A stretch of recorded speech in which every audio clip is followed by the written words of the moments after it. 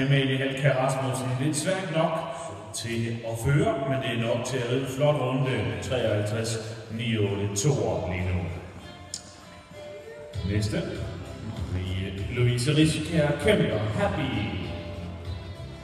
Fra Alfred Hjembe er hendes bedste resultat. Med sin første pladser i LA. Hvor hendes alder er 16. Hun er 12 år gammel selv. Trænes Sigurd Nielsen. Hendes mål det er at blive international rytter.